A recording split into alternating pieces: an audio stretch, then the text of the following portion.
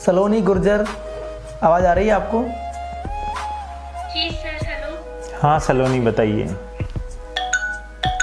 जी sir, मैं अजमेर से सम्राट पृथ्वीराज चौहान कॉलेज से हूँ। अच्छा। मैं बीएससी केमिस्ट्री ऑनर्स में हूँ अभी, अच्छा। First year. हाँ जी। सर पहले तो आपको बहुत बहुत थैंक यू इस प्रोग्राम के लिए। ऑफिसर स्टॉक ये बहुत बहुत ज़्यादा अच्छा है। ये सर को आप धन्यवाद दीजिए, इन्होंने इनिशिएट किया है, तो हम भी इनके साधुवाद देना चाहते हैं कि इनकी वजह से हम आप लोगों से मुखातिब हो पा रहे हैं। Thank you sir so much. Sir मैं कि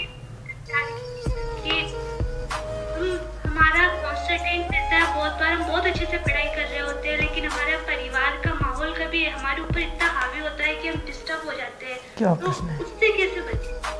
ये आप सही कह रहे हो। विशेष रूप से या तो गाँव में या इमर्जिंग जो सिटीज़ होते हैं, ठीक है ना।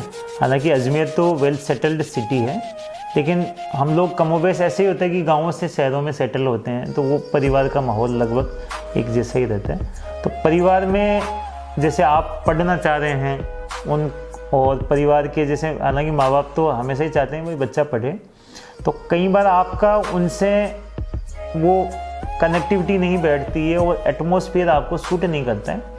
तो आप अपने आप को अपने माँ बाप से बैठ के बात कीजिए, उनको कहिए कि मेरे ये सपने हैं, मैं चाहती हूँ कि भाई मैं इस एग्ज़ाम को क्रैक करूँ, मैंने ये बचपन से सपना देख रखा है, ये सपना आपका था, और यदि आप मुझे स्पेस देंगे, आपको माँ बाप से बात करनी पड़ेगी। यदि आपके माँ बाप से आपको बात करनी पड़ेगी, उनको समझाना पड़ेगा, तो इसके लिए मेरे को शांति चाहिए। आप घर का कोई सा भी कोने का कमरा पकड़ा दो मेरे को, ठीक है ना, मैं उसमें पढ़ लूँगी।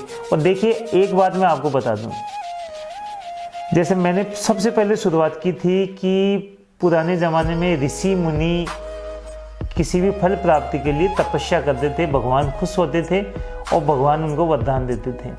लेकिन आपने ये भी सुना है कि उस समय कोई अप्सराएं आती थी, डिस्ट्रैक्शन भी छोड़ते थे कि इनकी तपस्या को भंग करो ताकि इनको वरदान नहीं देना पड़े। तो ये मान के चलिए कि ये जो जितने भी हर्डल्स आती है, चाहे कोई आदमी बीमार हो सकता है, किसी का घर का वातावरण ख़राब हो सकता है, किसी को स्टडी मटेरियल नहीं मिल पाता, ये हर्डल्स है हमारे सामने। तो इससे ओवरकम भी हमें ही करना है, हमें खुद को ही मजबूत बनाना है। हमें ये देखो, मैं आपको फिर बताऊँ, जीवन में दो प्रकार के नज़रिए होते हैं। किसी भी मनुष्य के किसी के प्रति दो प्रकार के नज़रिए होते हैं। वो कहता मुझे तो पहले ही पता था ये ऐसा है। इसी शब्द सेंटेंस को मैं दो अर्थों में कहूँगा। यदि आप असफल हो गए तो वो पड़ोसी कहेगा मुझे तो पहले ही पता था कि ये ऐसा है, यानी वो अब कहेगा नेगेटिव सेंस में। और यदि आपने टॉप कर लिया या आपने बहुत अच्छी नौकरी हासिल की, मुझे तो पहले ही पता था ये ऐसा है। तो ये दोनों चीज़ें अलग अलग हैं, लेकिन कहीं अलग अलग संदर्भ में जाती है।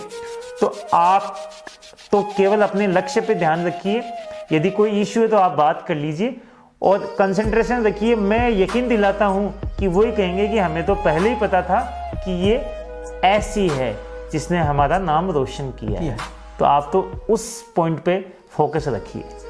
ठीक है सलोनी, दोबारा नेक्स्ट टाइम बात करेंगे। खुश रहिए। जय हिंद।